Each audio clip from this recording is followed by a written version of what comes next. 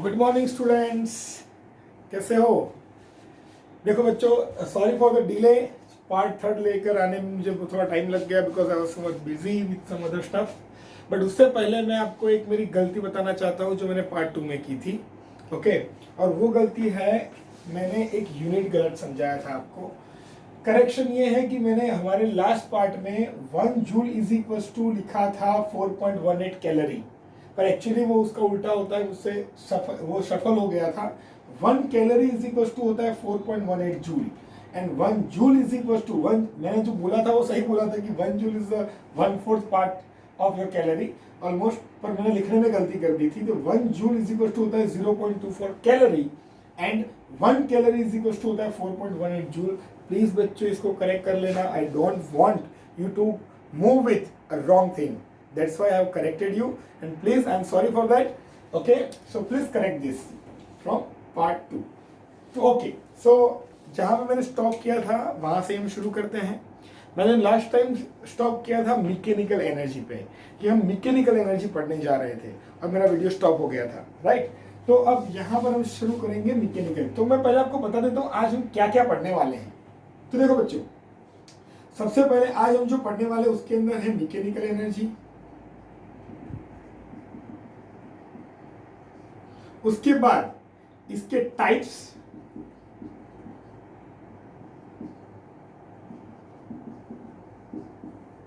उसके बाद मैं आपको पढ़ाऊंगा टाइप्स ऑफ, जो इसके टाइप है वो काइनेटिक और पोटेंशियल के हैं, और फिर इनके भी पार्ट हैं, इनके भी टाइप्स हैं।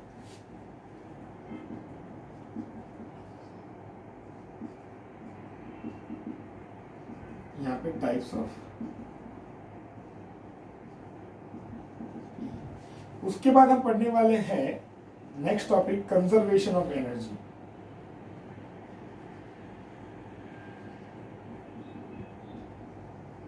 एंड बेसिकली उसमें भी हम लोग पढ़ने वाले conservation of mechanical energy with free fall. Free fall के साथ मैं आपको मैकेनिकल एनर्जी का कंजर्वेशन समझाऊंगा। तो आज हम इतने टॉपिक पढ़ने वाले हैं, mechanical energy, type of mechanical energy, और वो कौन से होते हैं, काइनेटिक एंड पोटेंशियल, और उनके भी जो टाइप है वो हम डिस्कस करेंगे। उसके बाद मैं कंजर्वेशन पे आऊंगा। ठीक है बच्चों, तो हम शुरू करते हैं। सबसे पहले बात करते हैं मैकेनिकल एनर्जी की।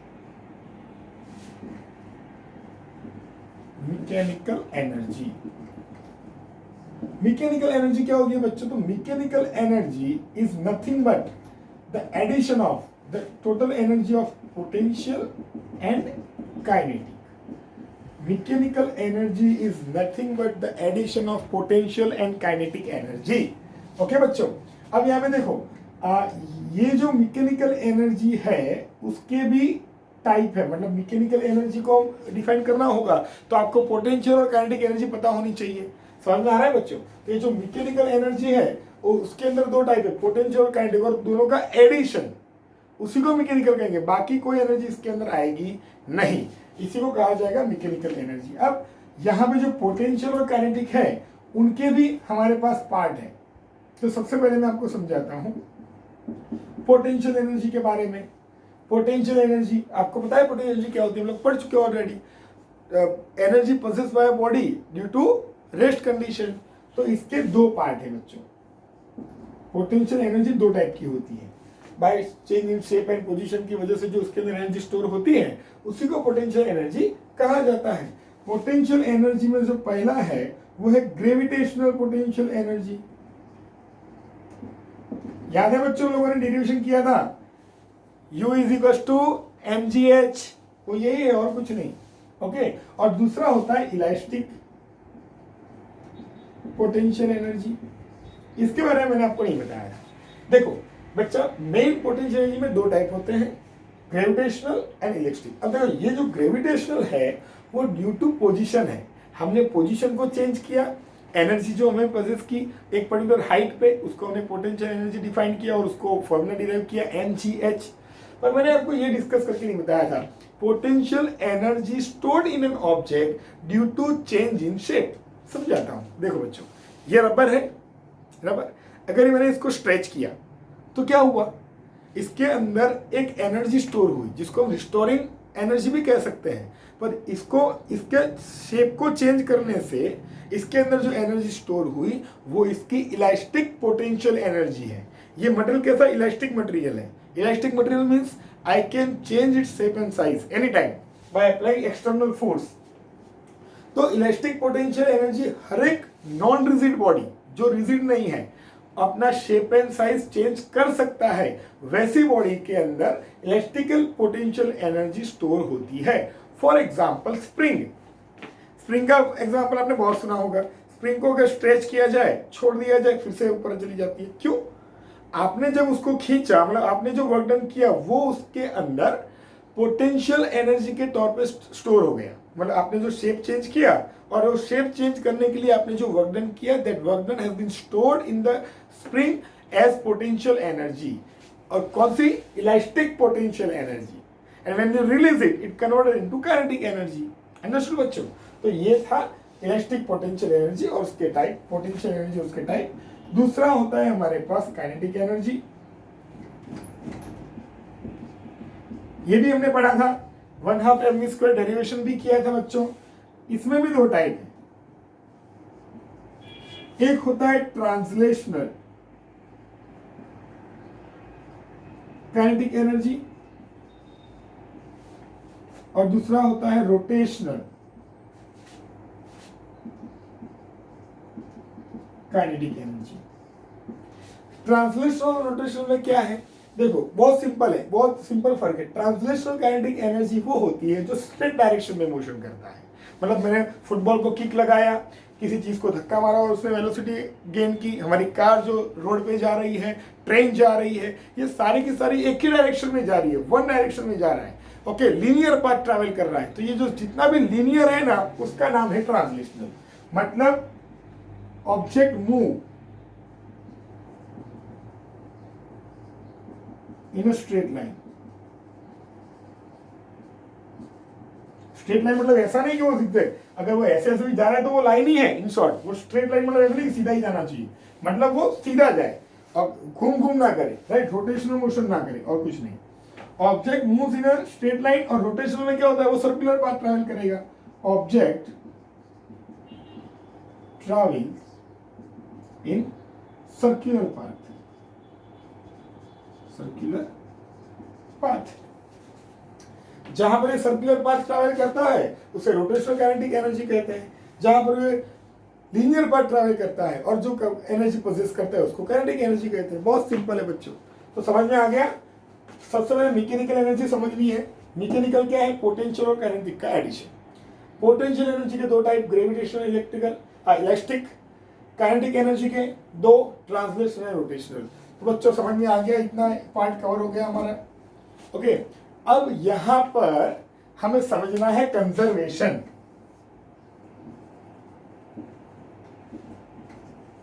Conservation of energy. अब देखो बच्चों, कंजर्वेशन है क्या, तो ये जो मैकेनिकल एनर्जी है, टोटल मैकेनिकल एनर्जी, वो हमेशा कंजर्व रहेगी। मतलब कोई एक बॉडी है, फॉर एग्जांपल ये मेरे पास पेन है, अगर मैंने इसको यहाँ से उठाया फिर यहाँ से रिलीज किया, तो यहाँ से यहाँ पर गया, उसमें उसकी पोटेंशियल एनर्जी mgh, यहाँ पे रिलीज किया काइनेटिक एनर्जी। तो इन दोनों का जो एडिशन है वो इस पाथ में कहीं पर भी अगर मैं करूं तो उसका मैकेनिकल एनर्जी क्या रहेगा, कांस्टेंट रहेगा, उसके अंदर कोई चेंजेस आएगा नहीं। ओके, तो उसको कहते हैं कंजर्वेशन। मतलब आपका जो पोटेंशियल एनर्जी है वही काइनेटिक में कन्वर्ट होता है और आपका जो काइनेटिक है वही पोटेंशियल में कन्वर्ट होता है, या तो किसी और फॉर्म में, जरूरी नहीं है कि वो पोटेंशियल में ही कन्वर्ट हो, कोई भी फॉर्म में। मतलब energy can not be destroy, can not be created, it can only convert from one form to another form. इसको कहते हैं एनर्जी कंजर्वेशन। ये इसका स्टेटमेंट है, energy neither can be created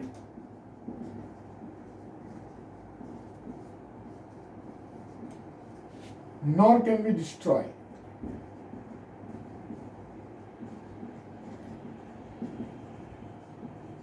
it can only convert from one form to another.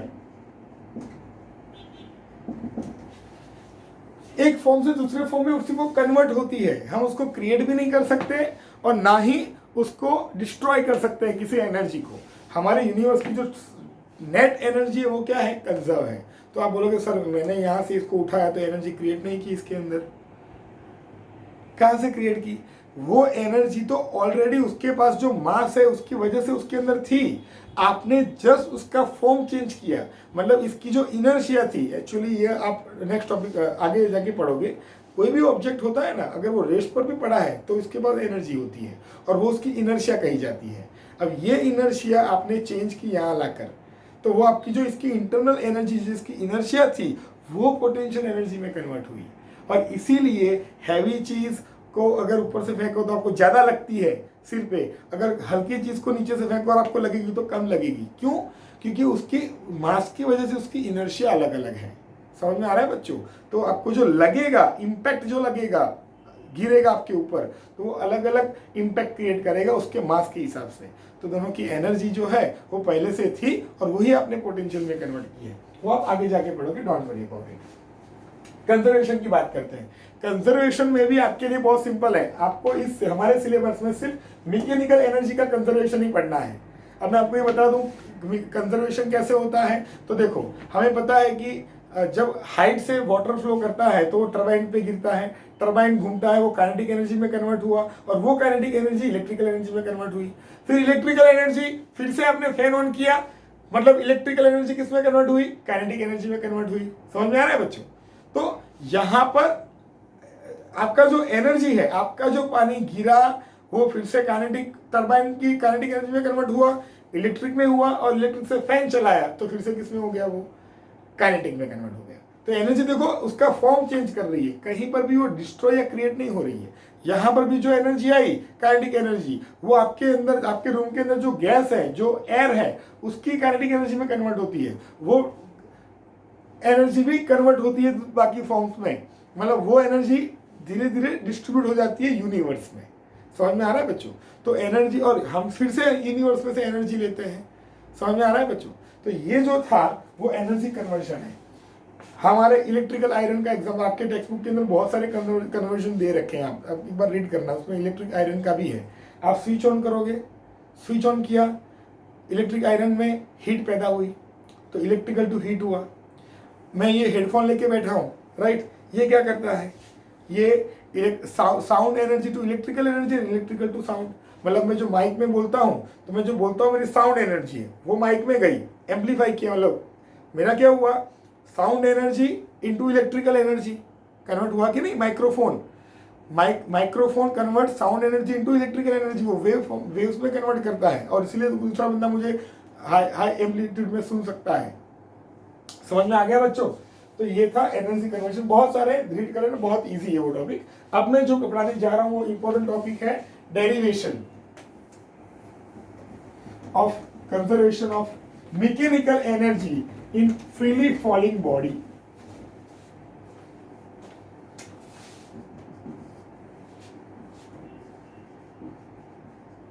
Conservation of mechanical energy in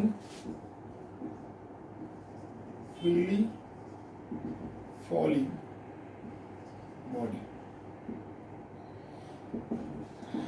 अब देखो बच्चों, freely falling body मतलब, फॉर एग्जांपल मेरे पास एक बॉल है जिसका मास, इनिशियल मास m जितना है। कितना मास है उसका, m जितना, और वो अभी यहाँ पर a पोजीशन पर है, ये इसकी पोजीशन है। तभी उसका इनिशियल वेलोसिटी जो u था, u वो 0 है, इनिशियल वेलोसिटी अभी ये। अब मैं इसको यहाँ से रिलीज कर रहा हूँ, जैसे ही मैं रिलीज करूंगा वो टक टक टक टक नीचे आएगा, बीच में कभी p पोजीशन पे आया, यहाँ पे इसने x जितना डिस्टेंस ट्रैवल किया है। Remember the object has travel a distance x from position a to position b and then it coming down to the ground here. Okay बच्चों, तो यहां पर आपका ये पोजीशन C है, ये बी पोजीशन है, ए पोजीशन पे। मुझे यहाँ पर ये प्रूव करना है कि यहाँ पर भी इसकी काइनेटिक एनर्जी होगी, पोटेंशियल एनर्जी होगी, इधर भी होगी, इधर भी। हर एक जगह पे मेरा आंसर सेम आना चाहिए। मतलब काइनेटिक एनर्जी और पोटेंशियल एनर्जी का एडिशन करूं और जो आंसर आए वो तीनों जगह पे सेम आना चाहिए। मतलब आपने प्रूव कर दिया एनर्जी इज कंजर्व। ठीक है बच्चों, ये एक प्रूव आपको करना है। उसके बाद हम पेंडुलम के बारे में पढ़ेंगे। अब ये देखो, सबसे पहले मैं बात करता हूँ यहाँ पे पोटेंशियल एनर्जी की। यहाँ पे पोटेंशियल एनर्जी मैक्सिमम होगी क्योंकि यहाँ पे ये जो हाइट है, ये टोटल हाइट वो h जितनी है। कितनी हाइट है ये? h। तो यहाँ पे mgh is the total maximum potential energy of an object m at position A। यहाँ पे काइनेटिक एनर्जी कितनी होगी बच्चों? यहाँ पे तो मैंने पकड़ के रखा है, छोड़ा नहीं है अभी। यहाँ पे भी रेस्ट पर है, रेस्ट पर है तो काइनेटिक एनर्जी कितनी होती है? 0। अब ये यहाँ से गिरता गिरता गिरता यहाँ पर आया तो यहाँ पर इसका वेलोसिटी हो जाएगा v बराबर v डैश, और ग्राउंड से इसका जो हाइट है वो हो जाएगा h माइनस एक्स। ओके बच्चों, तो यहाँ पर आपका पोटेंशियल एनर्जी कितना होगा? तो आप बोलोगे M G H minus X, इस पर्टिकुलर फॉर्मूला से h माइनस एक्स, राइट। और यहाँ पे काइनेटिक एनर्जी कितनी होगी? 1/2 m v dash square. v dash जितना वेलोसिटी हो गया है। अभी इन दोनों का एडिशन करूंगा तो सेम सर, यहाँ पे तो mgh है, यहाँ पे तो सेम नहीं है, डोंट वरी। अभी मैं आपको दिखा रहा हूँ कैसे वो होगा। यहाँ पे हम बात करते हैं पोटेंशियल एनर्जी की, तो 0 हो जाएगी क्योंकि ग्राउंड पे टच हो गया, हाइट 0 हो गई। और काइनेटिक एनर्जी जो होगी वो इसका जो फाइनल वेलोसिटी होगा वो फाइनल वेलोसिटी mv स्क्वायर होगा, राइट। जो v इसका फाइनल वेलोसिटी है वो यहाँ पर सारा बोल रहे हो सर। यहाँ पे तो मुझे दिखाई नहीं दे रहा है तीनों में कहीं पर भी आपका एनर्जी सेम आ रहा हो, हर एक जगह पे अलग अलग है तीनों पोजीशन पे। तो हम इसको प्रूव करेंगे कैसे, चलो करते हैं। सबसे पहले मैं बात करता हूं फॉर पोजीशन ए पोजीशन की बात करते हैं, ठीक है। और वहां पर हम मैकेनिकल एनर्जी फाइंड करेंगे। हमें क्या फाइंड करना है? Conservation of mechanical energy. दोनों का एडिशन सेम आना चाहिए। तो यहाँ पे पोटेंशियल एनर्जी कितनी है एट ए? mgh। काइनेटिक एनर्जी कितनी है भाई? 0। तो मैकेनिकल एनर्जी कितनी होगी? mgh plus 0 is equal to mgh। चलो ठीक है, इक्वेशन नंबर 1 ये तो खत्म हो गया। दूसरा करते हैं फॉर पोजीशन बी पोजीशन के लिए करते हैं बच्चों। ये तो सिंपल सा था, mgh प्लस 0, mgh आ गया। अब इसकी बात करते हैं। यहाँ पे पोटेंशियल एनर्जी कितनी है बच्चों? mgh। यहाँ पे काइनेटिक एनर्जी कितनी है बच्चों? 1/2 m v डैश स्क्वायर। कितना है? 1/2 m v dash square. Okay, तो अब यहाँ पर मुझे ये फाइंड करना पड़ेगा कि ये जो v डैश वेलोसिटी है वो कितनी होगी, क्योंकि मुझे डिस्टेंस तो पता है कि उसने अपनी यहां से यहां आने में h जितना डिस्टेंस ट्रैवल किया। यहाँ पे जो एक्सेलरेशन होगा, एक्सेलरेशन वो g के बराबर होगा क्योंकि ये अंडर द ग्रेविटी गिर रहा है। ओके, तो यहां पर सबसे पहले मैं v डैश फाइंड करूंगा फॉर v डैश। हमें इक्वेशन ऑफ मोशन पता है, 3 equation. s is equal to ut plus half at square, v square minus v square is equal to 2as and v is equal to u plus at। इसमें हम कौन सा use करेंगे? तो देखो यहाँ पर मेरे पास टाइम नहीं है, यहाँ पर मुझे टाइम नहीं पता कि कितना टाइम लगेगा और कितने टाइम में यहाँ से यहाँ पर आया। तो जिसके अंदर टाइम नहीं होगा वो इक्वेशन में यूज करूंगा। अब सोचो कौन सा इक्वेशन आएगा? एक ही इक्वेशन है बिना टाइम का, एक v square minus u square is equal to 2as। ओके, तो as we know v square minus u square is equal to 2as। होता है कि नहीं बच्चों? अब देखो यहाँ पे आपका जो v है, v वो फाइनल वेलोसिटी है जो कितना है? v डैश जितना है। u आपका इनिशियल वेलोसिटी कितना है? 0, तो आप 0 लिखोगे। 2 एक्सेलरेशन कितना है? g जितना है। और s क्या है? Distance travel. बच्चे यहाँ पे गलती करते हैं, यहाँ पे s ले लेते हैं h माइनस एक्स। अरे भाई ये h माइनस एक्स तो ग्राउंड से उसका हाइट है और आप वेलोसिटी फाइंड कर रहे हो तो उसने कितना डिस्टेंस ट्रैवल किया वो लेना है, और वो कितना है? x। तो यहाँ पे हम लोगे x। तो आपका वी डे स्क्वायर आया 2gx। ओके, और इसको मैं डाल दूंगा हमारे ये वाले इक्वेशन में, तो मेरा काइनेटिक एनर्जी कितना आएगा 1/2 m। वी डे स्क्वायर का वैल्यू कितना है 2gx आया। वी डे स्क्वायर सीधा 2 कट, तो काइनेटिक एनर्जी आया मेरा mgx। चलो मैकेनिकल एनर्जी फाइंड करते हैं। Kinetic energy plus potential energy. Okay, kinetic energy कितना है मेरा, कहा गया, अरे ये h कितना है मेरा, h माइनस एक्स है ना, राइट, यहां पर mgh माइनस एक्स, सॉरी वहां मिस्टेक हो गया था। काइनेटिक एनर्जी कितना है मेरा mgx। p कितना है मेरा potential energy mgh minus mgx, multiply कर दिया मैंने अंदर, ये mgx, ये mgx क्या हो गया, कट हो गया। कितना मिला मुझे मैकेनिकल एनर्जी mgh ओनली। देखो आया इक्वेशन 1 एंड 2 सेम। यहां पर भी आपका काइनेटिक एनर्जी क्या हुआ, कंजर्व। मैकेनिकल एनर्जी क्या हुआ, कंजर्व। मतलब जो काइनेटिक था वही पोटेंशियल में कन्वर्ट हुआ। मतलब यहां पर आप देख सकते हो कि पहले पोटेंशियल, यहां पे पोटेंशियल एनर्जी मैक्सिमम था, mgs था, काइनेटिक एनर्जी 0 हुआ। फिर क्या हुआ, पोटेंशियल एनर्जी थोड़ा रिड्यूस हुआ, mgh माइनस एक्स। ये जो रिड्यूस हुआ वो काइनेटिक में कन्वर्ट हुआ, और वो जो काइनेटिक में कन्वर्ट हुआ वो उसके जितना ही था, जितना ये रिड्यूस हुआ, जितना ये mgx रिड्यूस हुआ, तो वो mgx कहां कन्वर्ट हो गया, काइनेटिक में कन्वर्ट हो गया। देखा आपने, काइनेटिक एनर्जी mgx आया और उतना ही यहां से रिड्यूस हुआ था। समझ में आ रहा है बच्चों? तो ये टोटल किया तो फिर से कितना है, mgh ही आया, तो हो गया ना कंजर्वेशन। अब देखो लास्ट पार्ट है आपका ये, तो यहां पर हम क्या करेंगे, फॉर पोजीशन सी पोजीशन पे क्या होगा, पोटेंशियल एनर्जी 0 है, काइनेटिक एनर्जी 1/2 mv² है। तो as we know, right, v² minus u² is equal to 2as। अब देखो बच्चों, v कितना है मेरा, फाइनल वेलोसिटी, मैक्सिमम v है फाइनल वेलोसिटी। u, अब u यहां से नहीं लेना है, u इनिशियल जहां से वो आया वही लेना है। तो u कितना है हमारा, इनिशियल 0 ही है, तो 0 is equal to 2g। s कितना आएगा, उसने यहां से यहां आने में कितना हाइट डिस्टेंस ट्रेवल किया है, h जितना, कितना किया है, h, तो यहां पे आएगा h, तो v² इज इक्वल टू हो गया 2gh।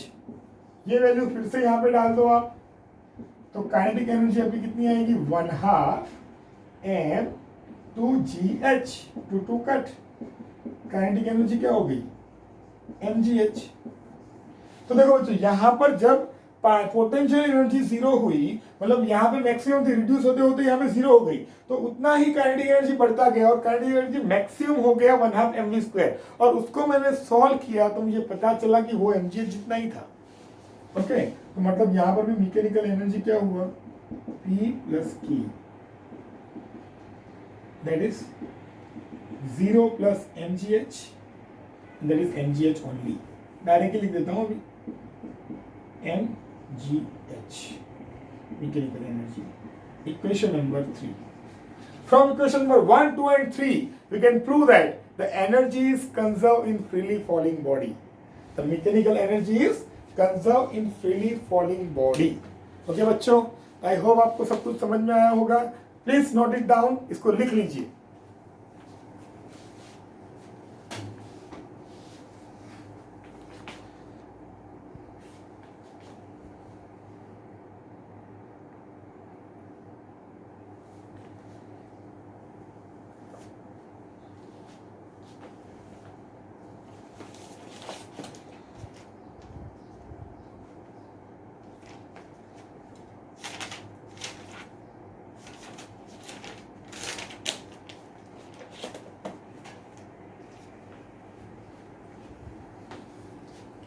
ओके बच्चों, तो चलो अब हम बात करते हैं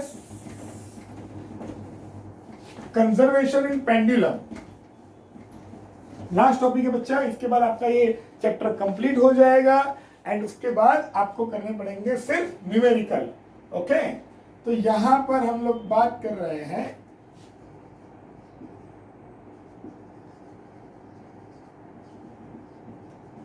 एनर्जी इन पेंडुलम। अब पेंडुलम क्या होता है बच्चों, आपको सबको पता होगा, पेंडुलम पता है ना। पेंडुलम एक नीचे बॉब होता है, थ्रेड के साथ लटका है, यहाँ पे हैंग किया, तो यहाँ पर एक रिजिड सपोर्ट पे मैंने एक पेंडुलम को लटकाया। इस बॉब का जो मास है वो m जितना है। ओके, अब मैंने बाहर से एक्सटर्नल फोर्स लगा के इसको यहां पर मैं लेकर आया। अब लेंथ तो चेंज नहीं होने वाली ना, इसलिए पोजीशन चेंज किया, थीटा ट्रैवल किया इतना, और ये यहां तक पहुंचा। ओके, और यहां पर जाने पर मुझे पता चला कि उसने यहां से, अब यहां इसके अगर यहां से मैं रिलीज करूंगा तो ये ऑसिलेट करना शुरू कर देगा। क्यों करेगा मैं आपको समझाता हूं। देखो, ये इसका आपका मीन पोजीशन है। ये क्या है आपका मीन पोजीशन। मीन पोजीशन से आपने h जितना हाइट ट्रैवल किया। कितना ट्रैवल किया? h जितना। मतलब यहाँ पे हाइट 0 थी, यहाँ से इधर गए तब जाके हाइट बढ़ी। यहाँ पे हाइट 0 थी, तो यहाँ पे पोटेंशियल एनर्जी क्या थी आपकी? 0। आपने पोटेंशियल एनर्जी बढ़ाई, यहाँ पे आपकी पोटेंशियल एनर्जी हो गई mgh। यहाँ पर आपने सिर्फ उसको रखा है, इसको मोशन नहीं करवाई अभी। इसका इनिशियल वेलोसिटी 0, इसलिए यहाँ पे इसका काइनेटिक एनर्जी क्या होगा? 0। जैसे ही आप यहां से इसको रिलीज करोगे, वो यहां से टिक टिक टिक टिक मोशन करेगा, ऐसे यहां से मोशन करेगा। मोशन करेगा, यहां तक उसकी वेलोसिटी इंक्रीज होगी। यहां से इस पॉइंट तक उसका वेलोसिटी क्या होगा? इंक्रीज। और यहां पर आने पर वेलोसिटी मैक्सिमम हो जाएगी। वेलोसिटी क्या हो जाएगी यहाँ पे? मैक्सिमम। यहां पर इस पॉइंट पे तो आपको यहां पे काइनेटिक एनर्जी मिलेगा 1/2 mv²। मिलेगा कि नहीं? मतलब मीन पोजीशन पे काइनेटिक एनर्जी मैक्सिमम होती है और उसके हाईएस्ट पॉइंट पे उसका पोटेंशियल एनर्जी मैक्सिमम होता है। जब ये यहाँ से मीन पोजीशन में आता है तो उसका पोटेंशियल एनर्जी रिड्यूस होकर के काइनेटिक एनर्जी में कन्वर्ट हो जाता है। फिर अब जब यहाँ से यहाँ जाएगा, अब ये ऐसा तो है ना कि इधर से वापस चला जाएगा, ये यहाँ से इधर तक जाएगा, ऐसे यहां तक जाएगा। अब जब यहां तक गया तो फिर से उसने h जितना हाइट गेन किया। हम यहाँ पे एयर फ्रिक्शन को नेग्लेक्ट करते हैं। एयर फ्रिक्शन होगा तो अगेन ये सेम हाइट पे नहीं आएगा। ओके, क्योंकि उसको रिस्ट्रिक्शन की वजह से थोड़ा सा डिक्रीज करेगा, पर यहाँ पे आएगा तब जब यहां से इधर जाएगा तो अगेंस्ट द ग्रेविटी जा रहा है। अपने ग्रेविटी के अगेंस्ट में काम करते तो वेलोसिटी ग्रेजुअली क्या होती है? डिक्रीज। और जब यहाँ पर आकर वो रेस्ट पे आ जाता है तो यहाँ पर आपका काइनेटिक एनर्जी क्या हो जाएगा? 0 हो जाएगा। क्योंकि यहाँ पर आकर वो रेस्ट पे आ गया, फिर बाद में जाएगा, तो एक बार वो 0 हुआ ना, तो वो काइनेटिक एनर्जी एक बार यहाँ पे 0 हो जाएगी। और यहाँ पे फिर से पोटेंशियल एनर्जी कितनी हो जाएगी? mgh। तो बच्चों ये था कंजर्वेशन इन पेंडुलम, जहां पर दोनों उसके एक्सट्रीम पोजीशन पे उसका पोटेंशियल एनर्जी मैक्सिमम होता है और मीन पोजीशन पे काइनेटिक एनर्जी मैक्सिमम होता है। यहां पर kinetic energy maximum mean position पे, और यहां पे इन दोनों जगह पे पोटेंशियल एनर्जी मैक्सिमम। अब सपोज मुझे इसके वेलोसिटी फाइंड करना है। What is the maximum velocity of pendulum?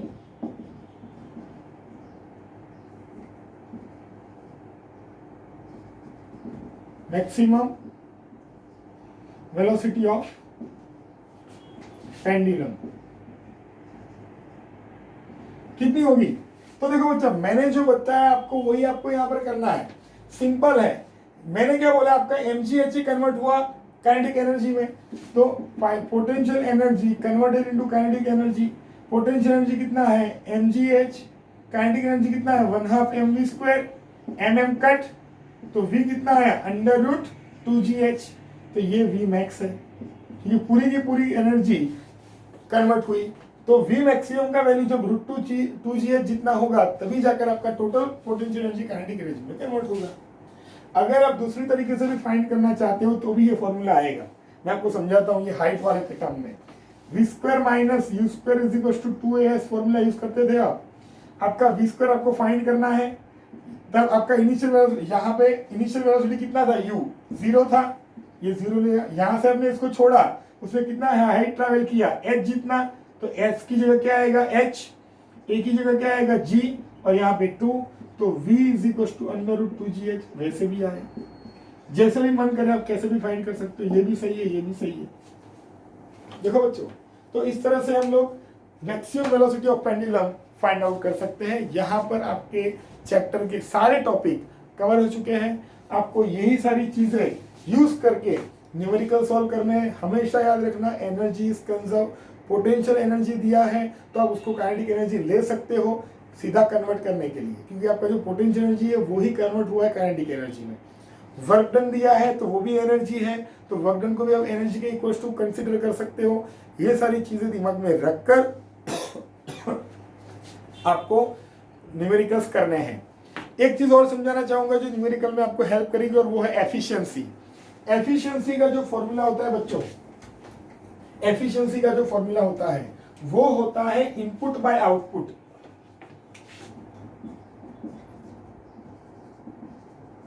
जब भी पूछा जाए पावर के टर्म में, तो एफिशिएंसी जो होती है उसको ईटा से इंडिकेट करते हैं, और ये होता है power output divided by power input. देखो बच्चों, ये एफिशिएंसी बहुत सिंपल चीज है। फॉर एग्जांपल, मैं आपका 50 मार्क का टेस्ट कंडक्ट करता हूं और उसमें से आप 30 मार्क्स लाए, तो मैं कैसे लिखूंगा, 30 आउट ऑफ 50 ऐसे लिखूंगा। तो जो मैंने दिया आपको, पेपर कितने मार्क का दिया, 50 मार्क का। जो मेरा इनपुट था वो 50 मार्क का था, आपका आउटपुट कितना आया, 30 मार्क का। तो ये आपकी एफिशिएंसी है। इसको अगर आप कैंसिल करके 100 से मल्टीप्लाई कर दोगे तो आपके परसेंटेज निकल जाएंगे सीधा। समझ में आ रहा है बच्चा? तो हमेशा एफिशिएंसी के अंदर, डिनोमिनेटर के अंदर आप इनपुट लिखोगे और आपको जो मिला वो हमेशा ऊपर आएगा। ओके, आपको हमेशा एक चीज याद रखनी है एफिशिएंसी में, या कोई भी कंपैरिजन हो, कंपैरिजन में स्टैंडर्ड चीज जो होती है ना वो हमेशा डिनोमिनेटर में आती है। रिलेटिव डेंसिटी आपने पढ़ा था, डेंसिटी ऑफ वाटर कहाँ लिखा था आपने, नीचे डिनोमिनेटर में, और जो डेंसिटी ऑफ मटेरियल जो है वो न्यूमिनेटर में लिखा था। तो हमेशा स्टैंडर्ड चीजें कहाँ आती है, डिनोमिनेटर में आती है। एफिशिएंसी में जो इनपुट होगा वो डिनोमिनेटर में आएगा, आउटपुट ऊपर आएगा, और इससे आप सॉल्व कर सकते हो। ठीक है बच्चों, all the best, solve your numericals. If you are in any doubt, please send me the question number and page number. I will solve it and I will send you in the solution by video. Thank you so much students, enjoy.